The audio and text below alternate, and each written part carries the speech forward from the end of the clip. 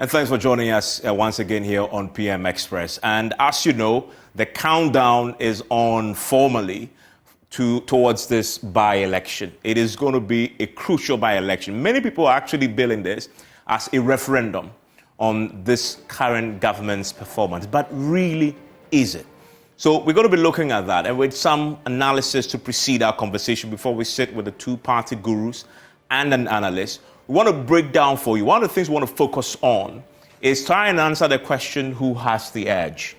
And we believe to answer that question, you need to break down Assin North properly. Look at the trends and look at who has the momentum going into the 27th June election. So let's get to it. And let's hopefully by the time we end, you will have a clear picture who's to lose in these elections. And we believe by the time we end, it will be clear, NDC and MPP, one of these two political parties has the clear edge, and it will be theirs to lose.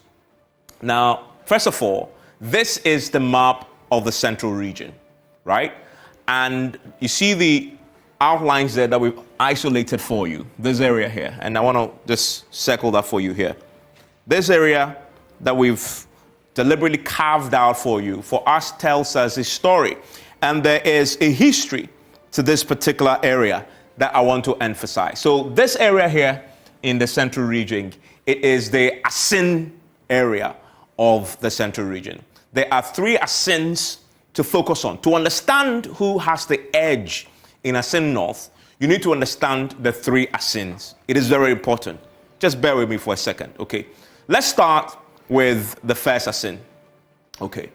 The first Assin, which is the focus of the by-election on the 27th, is Assin North, right? And that particular constituency, the incumbent member of parliament, well, he's no longer a member of parliament. In fact, you can't even describe him as a member of parliament because the Supreme Court says expand his name. So as if that didn't happen.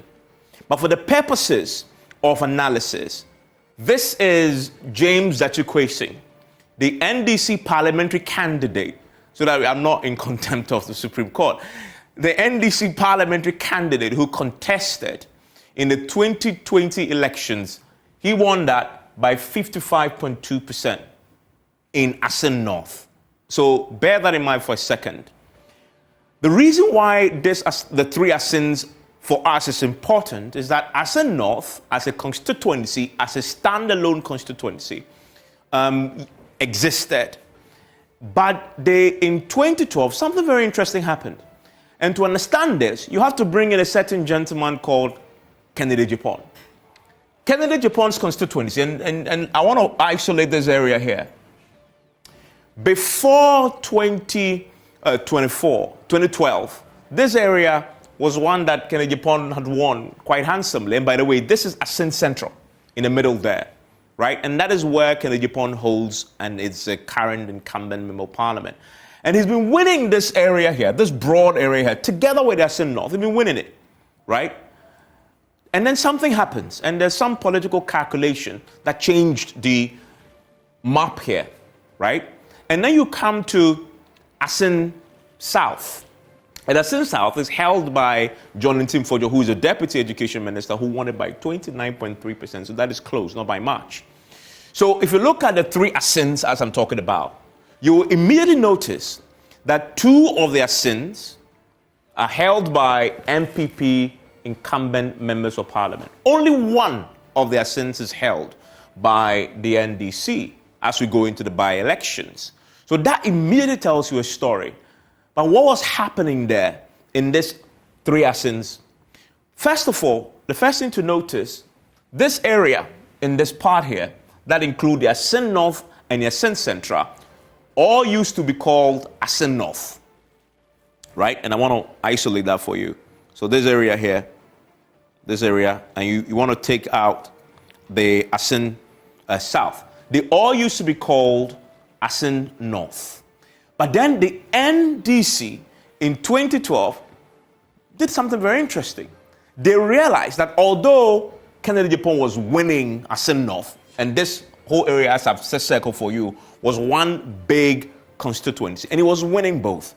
But they realized that in the northern part of Assin that whole area of Assin North, this part of it. And this, by the way, this area here is the Ashanti region. They realized that northern part, they were getting significant votes, right? And so something interesting happened. They decided then to divide Assin North into two. And that's you see on your screen there, the Google Earth location, trying to locate for you what I'm talking about, just to illustrate for you visually, to appreciate this. And as we go into the elections on the 2027, all this will come to play in trying to understand who has the edge and who's to lose in the elections. So the NDC realized that, listen, we have a strong footing in the north of Assin North, to put it, plainly.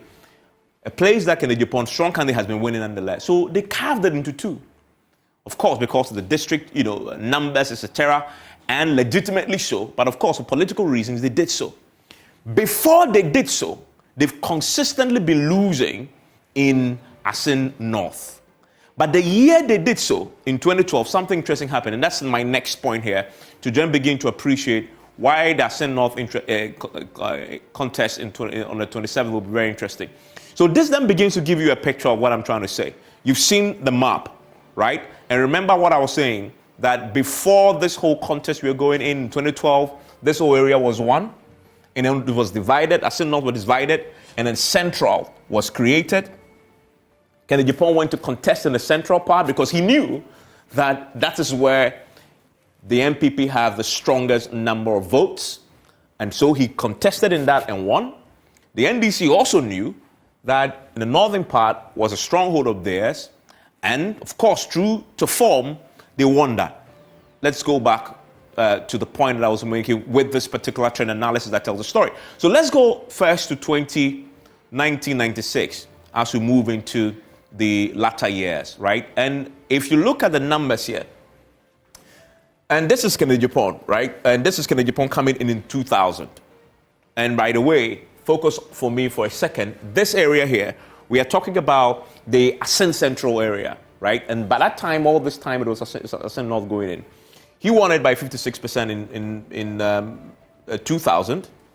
You have, again, winning in 2004, again, Kennedy Japan by 58%. So you begin to see he was tilting just at the 50s because of the impact of the northern part of that constituency, which was one big constituency, right?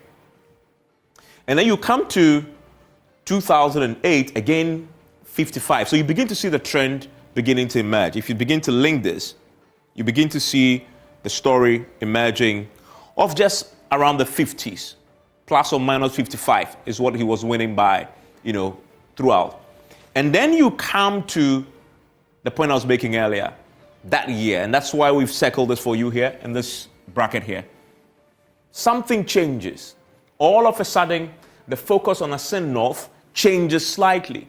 The NDC government then of John Dramani Mahama then decides to carve this out. Of course, the Electoral Commission did its job, and they carved this out.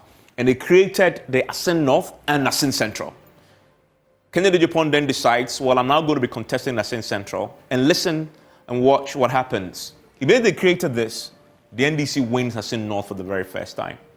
If you discount what happened in 1996, where the NDC won it by a clear margin, since then, Kennedy Japan has been winning until 2024. The first time it was carved out, the NDC wins it for the first time since 2000.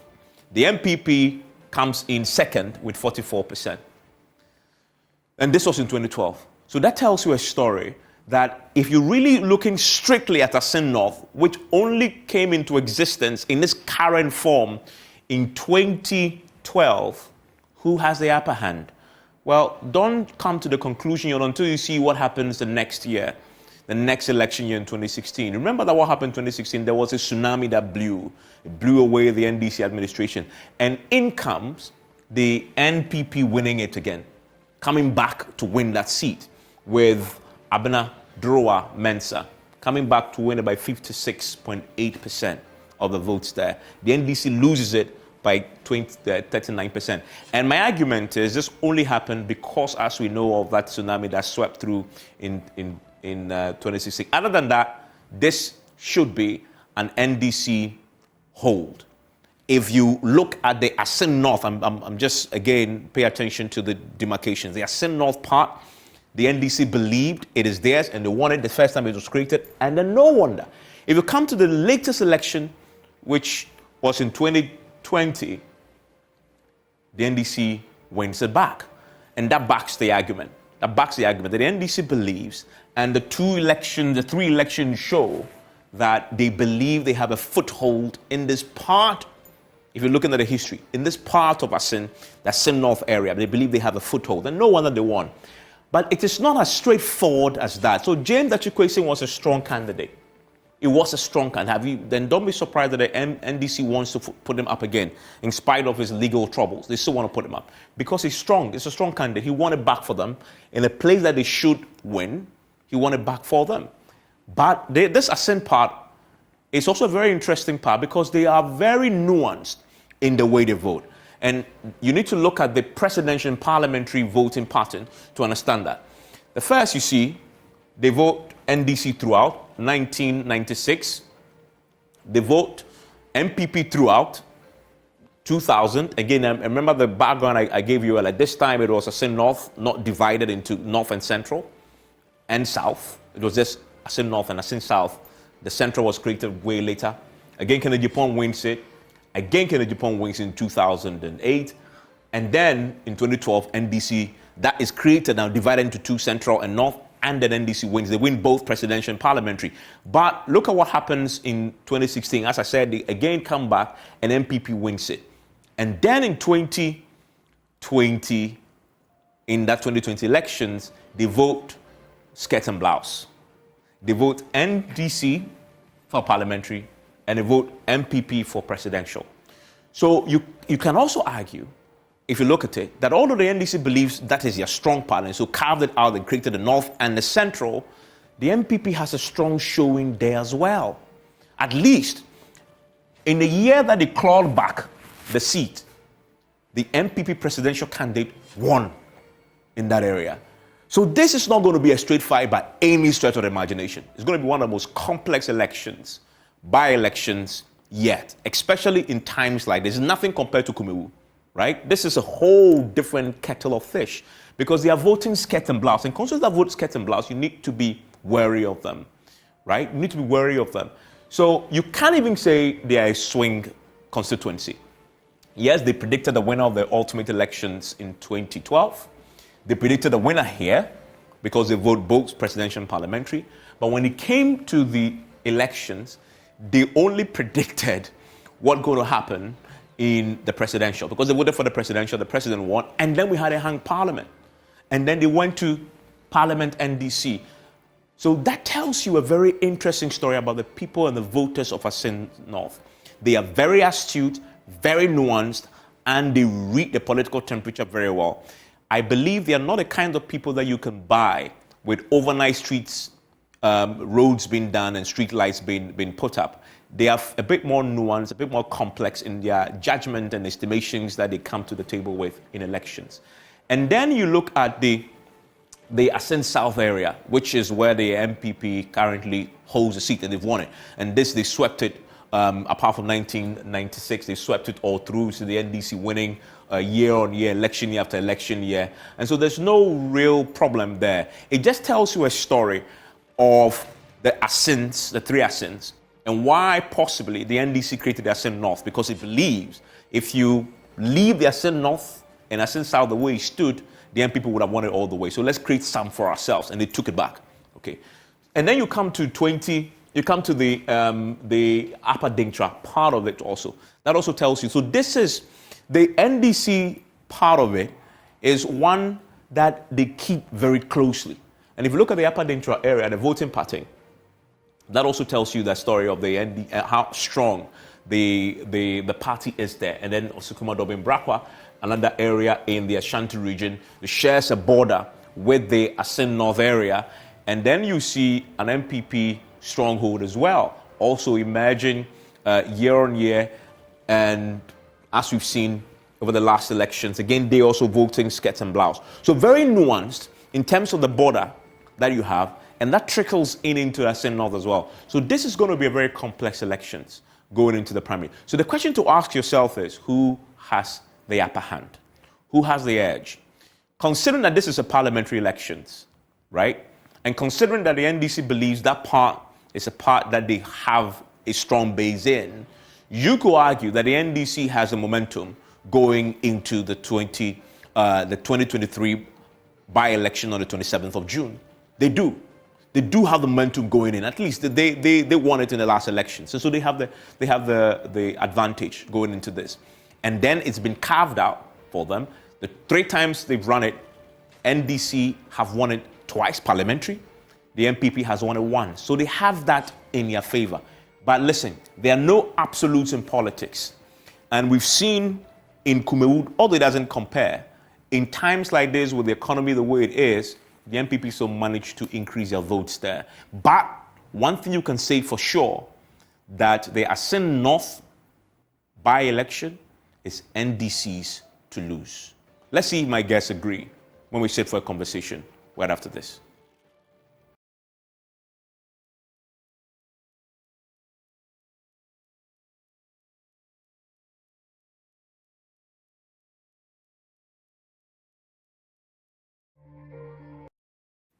Henry Nanabuache is my guest, and he's joining me in the studio. As you can see, he's dressed up and fired for that fight in Assin North, and it's going to be a very brutal fight. Even he will admit that this is nothing compared to Kumewu. This is going to be a real fight, as the analysis have shown. Because the NDC, they know, as way back as 2012, they know that part of the constituency, they have a strong footing. And so carved out for them. They won it once, they won it twice, and PP has won it once. Nana, thank you for joining me. Thank you. Grateful that I can have you in the studio. And he's the national organizer of the governing New Patriotic Party. Joining us via Zoom is Mustafa Gbande. Hello, Mustafa. He's the Deputy General Secretary of the NDC. Hello, Mustafa. Mustafa, can you hear me? Please unmute for me. And I want to hear your voice and see you. Also joining us is Senior Political Science Lecturer at the University of Ghana Political Science Department is Dr. Asa Asante. Hello, Dr. Asa Asante. Okay. All of Hello, you. Evans. Good evening. Great to have you. Mustafa, can I hear you? Yes, I'm here, sir. Fantastic and great. I mean, I was expecting you in the studio so we could have a live interaction, but it's okay. I mean, the power of virtual will help us have the conversation. Now, let me start with you. Let's start with the basics. You don't have a candidate yet. You don't. You are electing a candidate on Wednesday, from what I understand. 2 people picked up forms, excluding the woman who won it for you the last time. The interesting thing about her, though, is that she won it for you the second time asking in 2016, contested again in 2020 and lost, and now she's out of the race. How is that preparation towards the by-election, towards the primary going? Oh, very well and very peaceful. Before then, good evening to your cherished viewers, and then good evening to very respected lecturer, Dr. Asa, and then my brother, Mustafa, as well. Yes, last week, upon getting this notice from Parliament to the Electoral Commission, we quickly convened a meeting, and then the General Secretary on that same day also brought out a notice to notify the good people of Assin that we've opened nominations. 2 people picked up, as you rightly put it. I was there in Assin. We've had their vetting. They've gone through everything. And on Wednesday, now 2 people who picked up the form, they have all been cleared to contest on our ticket on Wednesday. So we are hoping that the constituency executives, polling station executives will pick one person for us, as we did in Kumewu. It was peaceful, it was transparent, very credible exercise, and we've told all the executives to stay away from it. I mean, we should have a very credible exercise so that it will bring the entire party machinery together. We are not expecting an election that will rather would disintegrate the party. So we are hopeful. So far, so good. The process has been very, very, very, very peaceful, and the information I'm picking up Wednesday is going to be very fruitful, very peaceful. And then right after Wednesday, we start the same day Wednesday, we start our campaign. So once the person is elected, full swing campaign. Exactly, full swing. Let's address an issue the NDC had raised, that you are trying in cahoots, and that's the word that was used, with the Electoral Commission, trying to get one of these aspiring parliamentary candidates to transfer his votes to the area when constitutionally he doesn't qualify to be there, i.e., he has, one, to be resident, but also, two, that transfer votes could only happen, I think, 40 days or so, not less than 40 days to the polls. What's the party's position? The EC says that's not true. Are you manipulating the process? First of all, I think I consider that press statement very unfortunate, and it appears not to be deep. I'm not sure that is a reflection of deep thinking, because if you consider Article 94, and I'm going to, with your permission, quote, subject to the provisions of this article, a person shall not be qualified to be a member of parliament unless A, he is a citizen of Ghana, has attained the age of 21 years, and he is a registered voter. Emphasis on registered voter.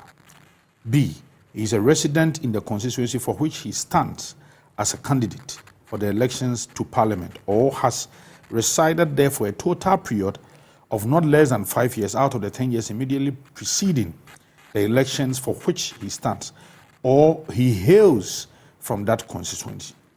So when I read a press statement, I was surprised that it was coming from a big party like the NDC, because first of all, you don't have to be a registered voter. According to the 1992 Constitution, Evans, you don't have to be a registered voter in the constituency you intend to contest before you become eligible to contest. No, that is not. You only have to be a registered voter. Is he a registered voter there?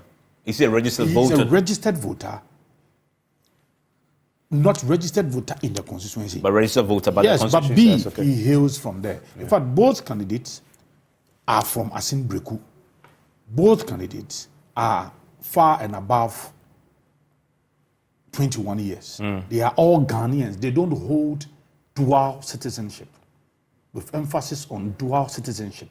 They are all Ghanaians, and we've checked that. The NDC quotes not the Constitution, but they quote Regulation 22 of the Public Elections Regulations, and that which says a voter transfer can only be effected for an ordinary citizen not less than 42 days to a public election. First of all, it doesn't even come in at all, because you have not even made any application to the Electoral Commission. And the gentleman in question has also not made any application to the Electoral Commission for his transfer of vote, or the party itself. We've not made any application. And then you see, I'm trying to be mindful of my language, because there are two persons involved in this contest. Yeah. I would not want to mention the name of this person so that it will appear as if national organizer is campaigning for one particular person. So this is Charles Opoku, by the way. I mentioned this. It's Charles Opoku, the accusing, yes, that you are orchestrating to get his votes moved to Assin North. He has not made any application. We as an MPP party, because in the statement... So he's a registered voter. Does he vote in Assin North? No, he doesn't. Okay. He did not vote in Assin North in the 2020 elections. He is a registered voter. In fact, even in our own constitution, right, our own constitution says that you have to be a registered voter in the constituency you intend to contest. However, National Executive Committee and regional party, in consultation, can dispense with that provision. So even in our own constitution, we have that provision that, yes, you would have to hail from that place, you would have to be a registered voter in that constituency. But however, depending on the appropriateness of the circumstance, we can dispense with that provision. So the ultimate law, governing all elections in Ghana is the 1992 Constitution. The requirement is that you have to be a registered voter. And that is the most important thing. And both of them are registered voters. Both of them are qualified. Both of them are very eligible. We've done our scrutiny, we've done our checks, and both of them are qualified. So when I saw this statement, I was surprised that it was coming from, governing, main opposition party seeking to govern the country. I was surprised because, first of all, the statement it does not hinge on any law. It appears to be just mere allegation throughout. It appears to be just hearsay, nothing but, for me, it lacks deep thinking. Yeah. Let me bring in Mustafa Gbani. Mustafa, so to that allegation That's the position of the MPP on it. I noticed that in your statement, you say our unimpeachable sources have revealed that contrary to the clear requirement on the nomination form for the Assin North by-election, which demands that a candidate in the election must be registered voter in Assin North, the said Charles Opoku is not a registered voter in Assin North constituency. He's quoted a constitution that doesn't require the candidate to be a registered voter in the constituency, but a registered voter, pure and simple. He's a citizen of Ghana, has attained the age of 21 years, and is a registered voter. He's a registered voter. So what's the issue? Please unmute for me. Evans, can you hear me? I can, yes.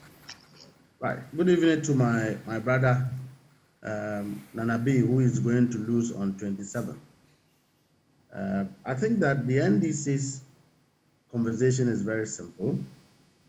That as we speak, can you hear me, Evans? I can, loud and clear. As we speak, we have 20 clear days to the by-election. And the said individual, Charles Opoku, in 2020 voted in Assin North, in Takwa Nsoyem constituency. Yeah, he's confirmed he didn't vote there in 2020.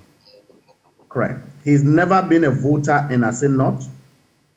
He does not have a voter's ID card in Assin North. He is not on the Assin North voters register. And that we are saying that for such a person, he cannot transfer his vote within the period that CI 127 allows for votes to be transferred, which is supposed to be within 42 clear days. And that the young man would not have the period to be able to transfer his vote. In other words, the MPP is presenting one of their parliamentary candidates who, if he wins the primaries, he will not be able to partake in the election. No, let's clarify that. Let's clarify that. The constitutional provision says, subject to the provision of this article, a person shall not be qualified to be a member of parliament unless he's a citizen of Ghana, has attained the age of 21, and is a registered voter. I mean, if you want to stretch the argument, you could say he may not be able to vote for himself in the constituency, but he will simply, that nothing disqualifies him to run. But that's not our position. Because his name is not on the register there. Is the MPP presenting a candidate who will be asking for votes, but himself will not vote? That Charles Opoku, if he becomes the MPP's parliamentary candidate, possibly on Wednesday, or otherwise, would he be voting? No, he will not be voting. And so are they presenting a candidate who himself will not vote, but yet expect to be voted for? And so we are saying that the MPP is clearly presenting a candidate who does not qualify to vote in the first place, because he does not have time on his side to meet the requirements of the 42 days. In other words, our claim is not in contravention of Article 94 of the Constitution of the Republic of Ghana, which the MPP and the EC is relying on. If you look at Part 1 of the EC's own forms for the purposes of this election, the form states that the candidate who is filing his document should be able to quote his polling station. But yet this candidate does not have, or this particular individual, if he becomes a candidate, does not have a polling station number in Assin North. So how do you put in that candidate to go for a by-election or to go and stand as a parliamentary candidate? Hold on. Nanabi, can you address that for me? I mean, I find that argument very loose. You see, he's trying to shift the goalpost. You cannot release a press statement, accuse the elections management body that they are in cahoot with the ruling parties, the governing party, to do something illegal, and then come out to just make such simplified argument. No, this is a very serious allegation. You said that they are in cahoot with us to transfer the vote of the man. And we are saying that we've never done so. Look, in Kumawu, we presented a candidate who was in a similar situation, right? And Mr. Nim was not a voter there, but he hails from Bodomase. He came and then he won, and he even increased our vote. So the Kumawu candidate who won the by-elections for you. So this is not the first time, yes. So this just past by-election. Exactly. He didn't vote for himself? No, that is it. He did not vote. Okay. But he won the election. He won the elections. I didn't know this. That's an interesting revelation. Yes, he won the elections. I mean, and that is not the only time. We've had this scenario a couple of times. So you lose one vote. You can make. You lose one vote. Oh, if we lose one vote, we are going to win with 1,500 votes, because that is what is going to happen. We are going to win the Assin North elections with 1,005 vote difference. But there is a moral argument that he raises. How do you contest in an election as a candidate? You're asking everybody else to vote for you, but you can't vote for yourself. I don't see any problem with that at all. What are you going to do? And for me, both of them, the young men we are presenting, those who are contesting, they have done far more in the constituency, more than even the MP himself. But doesn't that show your inability to vote in that election in which you are a candidate? Doesn't that show your connection to that constituency? The true connection is what you have been able to do for the community. In this case, both gentlemen, I am aware of the things they've done, the support they've been giving people in the constituency, the physical infrastructure they've been supporting, the things they've been doing. I think for me, that is the most important thing, that you are able to extend a helping hand to the people in Assin North. That is the most important thing, right? I would prefer somebody who is a registered voter, who hails from there, supporting the constituency, rather than somebody who holds a dual citizenship, who is trying to one way or the other. Now, I would prefer the person who is not a registered voter in the constituency than a person who is facing criminal charges and who is probably facing a 10-year jail sentence. I would prefer that. Very interesting conundrum indeed. Let me bring in Dr. Yes, Dr. Sante. Dr. Sante, what's your take on this? Very interesting. So the candidate, if he wins, and by the way, we are making a lot of assumptions here. There's a primary. So there's no guarantee that he may even win, yes. right? But this individual, if he wins, presents a scenario where he's asking for people to vote for him, but he himself can't vote in that election. What's your reading of this? Hello, Dr. Very Sante. interesting. Yeah. And you did can you hear me? I can, Evans? yes. I can, yes. Right. Good evening to my fellow panelists, Nana B and Mr. Bande and your good self. If you look at the conversation, it's a very interesting one. Interesting in the sense that here you are canvassing if you should get a nod from the MPP. You are going to canvass for votes, but you yourself is not interested in your affair, right? Very, very moral question that is being raised here. But if the rules of the game allow that, why not? You can. But that in itself, if people get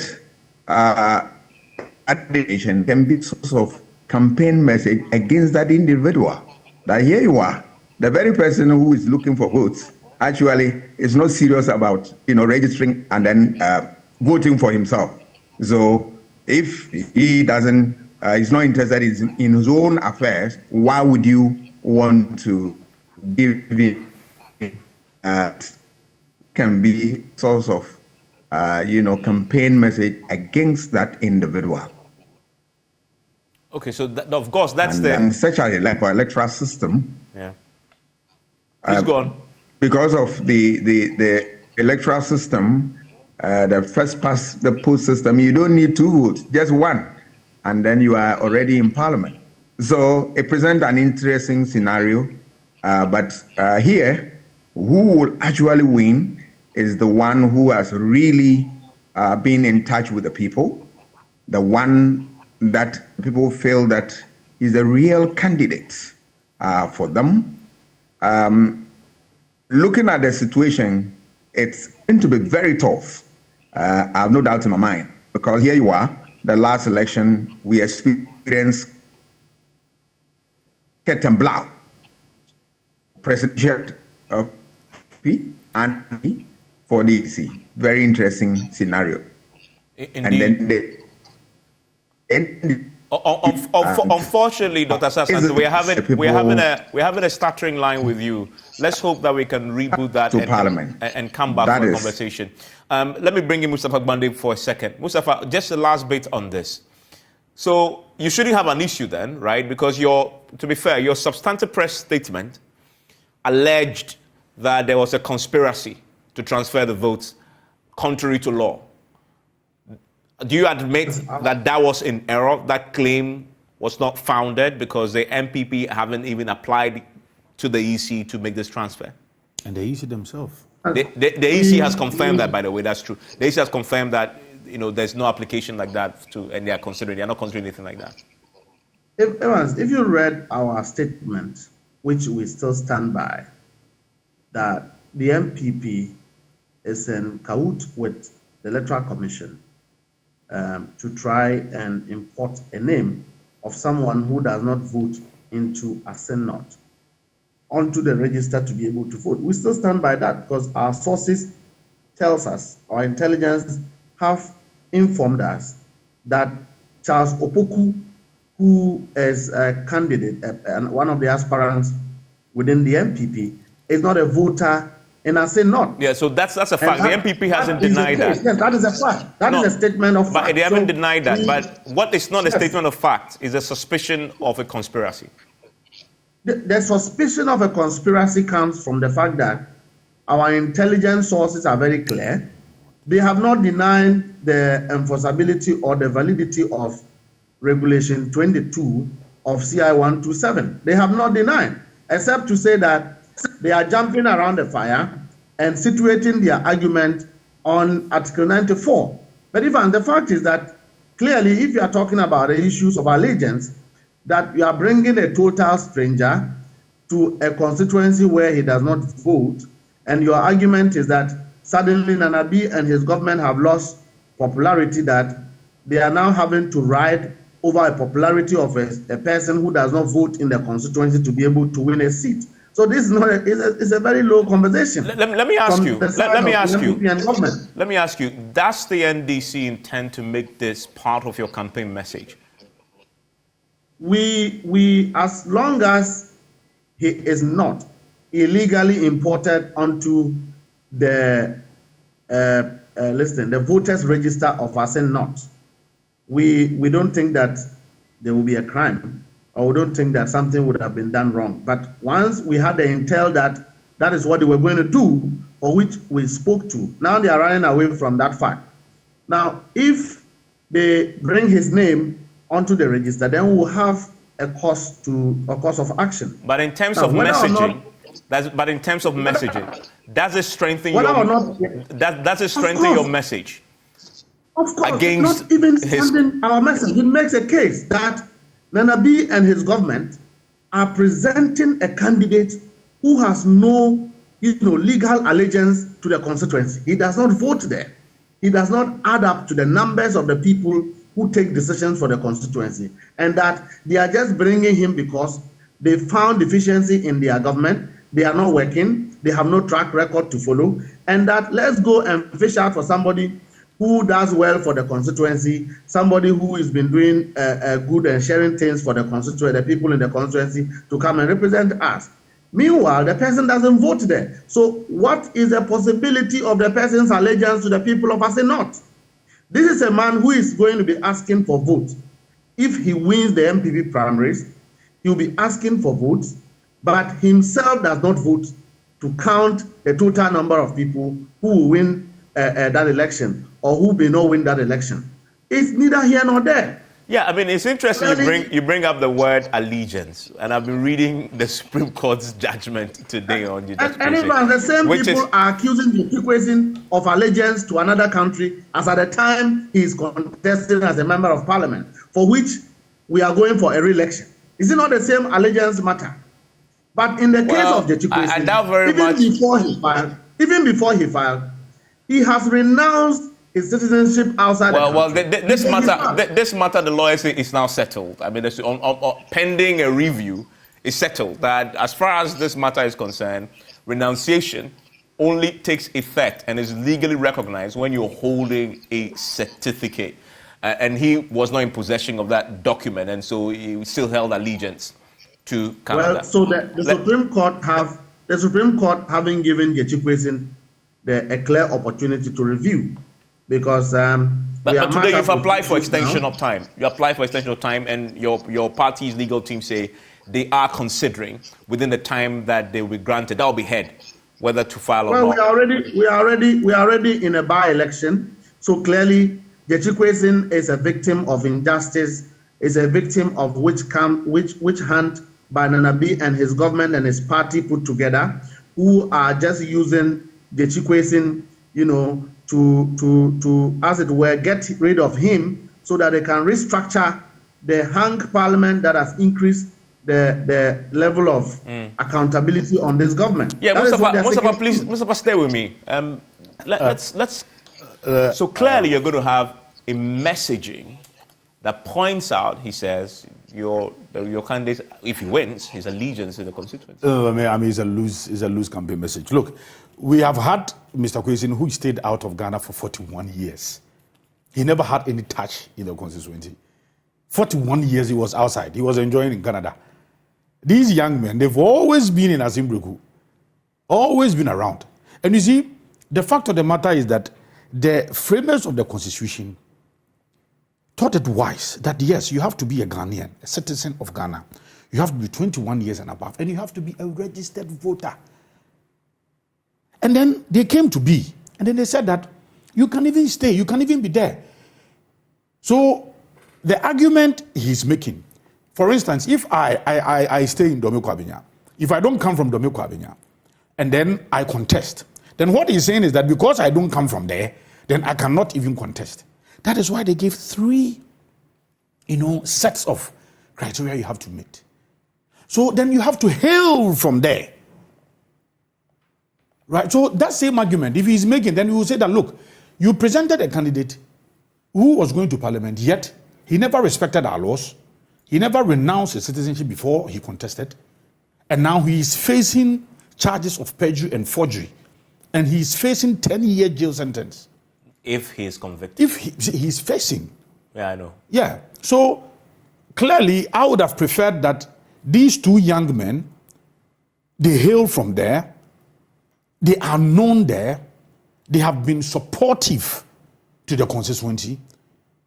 I would prefer these 2 young men than somebody who stayed away 41 years. Let me ask He was not in connection, or he didn't have any touch in the constituency. But even when he came, he did not also respect our laws, because when you go to Canada, he respected their laws. So I hear you also give us an indication of what your campaign message against Mr. Kwesin will be. So, no, that is why I'm saying that if you even want to stretch the argument, that is why I'm saying that Mustafa should rather be hinging his argument on the 1992 Constitution. And then, Evans, once again, sorry, you see, this penchant of trying to malign, of trying to bastardize state institutions, especially the court. Look, you recall that the Jomoro NDC MP, she was also dragged to court, you remember, for holding dual citizenship.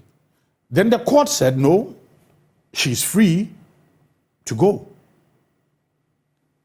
It was merry-making for the NDC. They were happy, they were in court. So in that particular instance, they hailed the court. Now you come to Cape Coast High Court.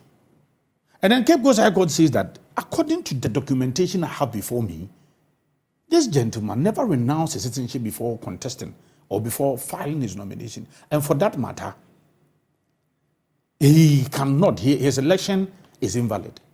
And because of that, you are bastardizing the court. But in one breath, you were hailing the court. Look, Adamu Dramani Sekandi, it was the same law he faced. It was the same court. He was an MPP MP.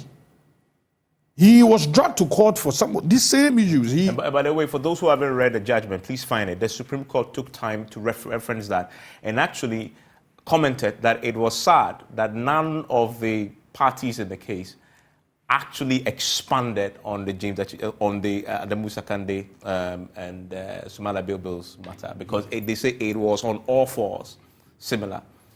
All four similar with all this four, one. yes. Let me ask you. All four similar. So that is why I'm trying to say that we should not. First of all, if you listen to my brother Mustafa, he is not giving you any credible source of information. I want to quickly move away from that for a second. He is only trying to conjecture.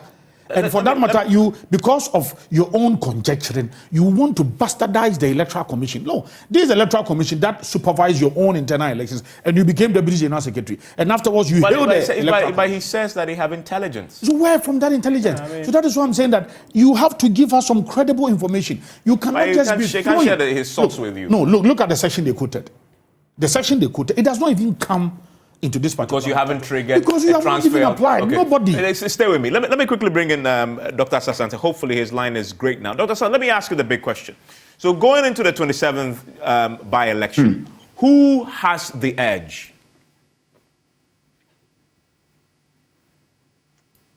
A very difficult question. Because if you look at the grounds, the last election, as I was saying, skirt and blouse. Presidential for the MPP, parliamentary for the NDC. Now we are looking at parliamentary elections.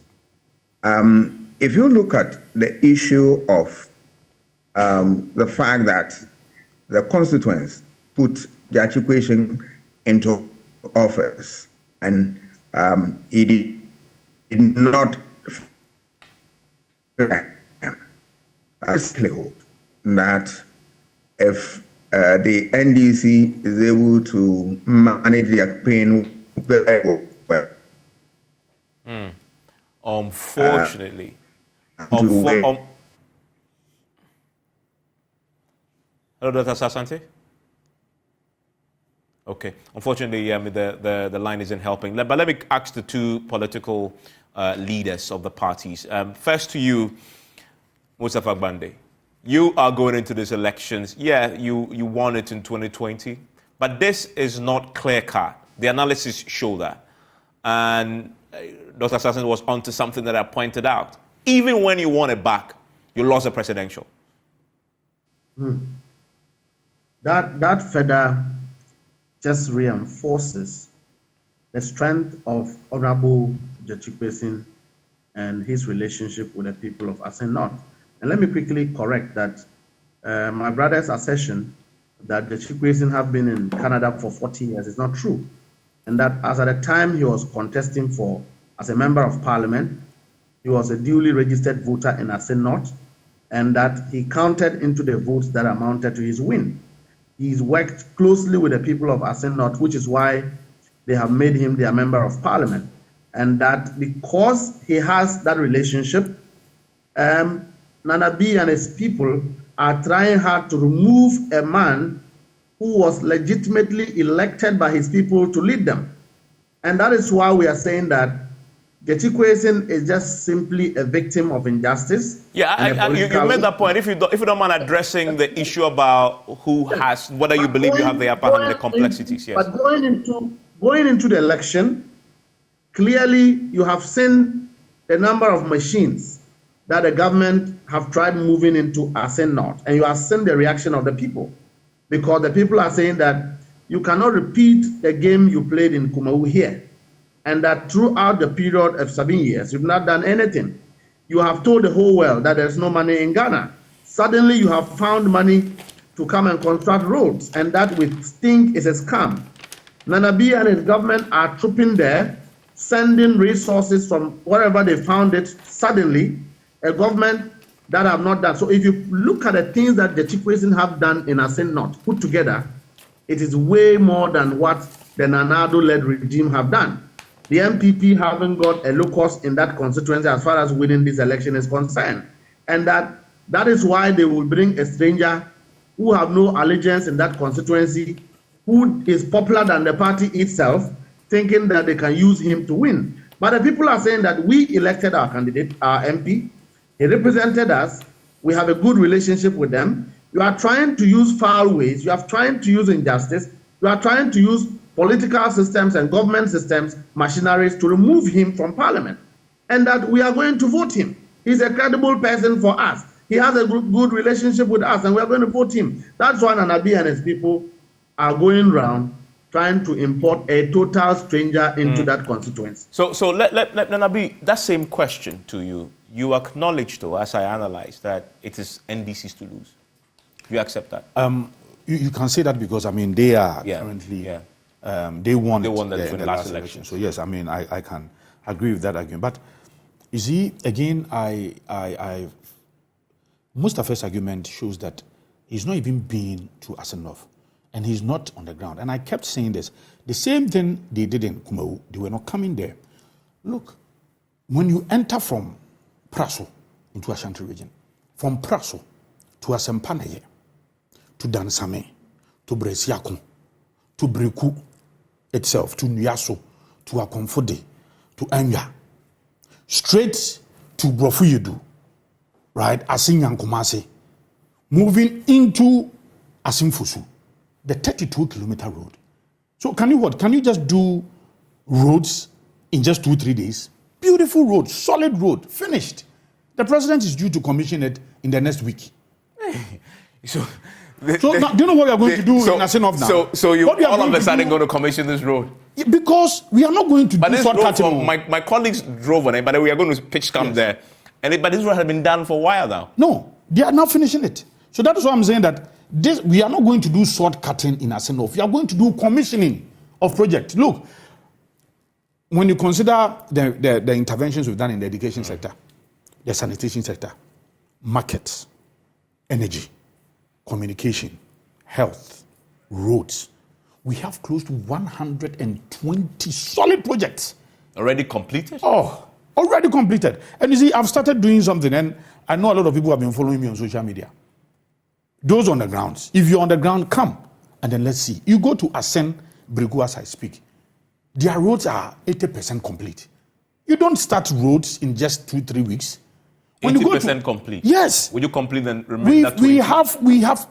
We have, when you go to Assin Kushia, it is being tarred. Can you just in 2-3 days tar a road? Oh, but you can. No, how? I've left home 2 days and returned, and the road that I left untarred was tarred before. You mean covert, that you can do covert in 2 days? You can do all the drains in 2 days? Asphalt relay. No, not relay. This is completely doing the road yes. From scratch? Yes, from scratch. So it's not asphalt relay. So please, get your nomenclature well.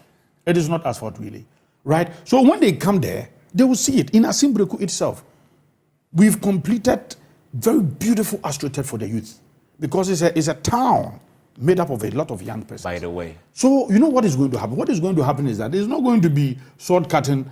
It's going to be commissioned. These are projects we've done already. So how many projects are you commissioning? That is why I'm saying that in all the projects, in all the interventions we've done are 112. Are you going to commission all of them? Oh, some will be done by the local. But these projects you've already finished and completed. Yeah, His Excellency the President, for the 32-kilometer road, His Excellency the President is going to commission. And then who else is going to be commissioning what? I mean, we have the DZ is there. The next MP who is going to be an MPP MP will continue on with the commissioning. After you elect your candidate? After of course, that's what I'm saying, then the next. Okay. Oh, as in whoever wins the primary. So you see, the Assin North, yes, indeed, His Excellency the President won the presidential. That shows the love for the MPP. The constituency, local dynamics can come into play. In the constituency elections, local dynamics can come into play any time. But when your president or the presidential candidate wins, it tells you the love they have for the party. And I'm telling you, the love they have for the party is going to translate into the votes this time around. I admit, we had 1 or 2 internal issues during the 2020. All of these issues have been resolved. And I'm telling you, with the kind of interventions we have executed in Assin North, trust me, the NDC cannot stand. We are going to win this election. We have taken over Assin North. You're going to win it hands down? Hands down. Market. In Assin North. Oh, but you see, a constituency has nuanced. You know what? I thought when we were going to Kumawu, a lot of people thought that we were going to have very low turnout. We were going to have significantly low percentage in terms of our votes, and because of, they raised all manner of reasons. Our candidate had 71%. He had, out of the 21,200 people that voted, he had 15,300. right, the NDC had just about 3,000. But as I pointed out, Kumewu is nothing. It is not. You know why? Like because the dynamics, it is. Because you know what? You have a strong independent who came into 2020. He had 40%. Our candidate had 51%. So people were saying that, look, because the independent candidate was still in, it was going to be a battleground for us. But then our strength showed. Well, that is why I'm saying that the love for His Excellency the President and what he has done in the constituency, I am telling you that is nothing but a win for the New Patriotic Party. Well, we'll see. And Mustafa Bande is also very clear that they also will win. And he doesn't dispute that it is NDC's to lose. Unfortunately, we didn't get much of Dr. Asa Asante because of the connection. But I'm pretty sure as we build into the 27th June, we'll get him back on a better connection in the studio to help us digest this a bit more. Trust me, we're going to be having a series on this. We are deploying a lot there. Myself, I've been as not myself. I want to go and verify the claims that he's making. Mustafa, I'll probably see you there on the ground. Enjoy the rest of your evening.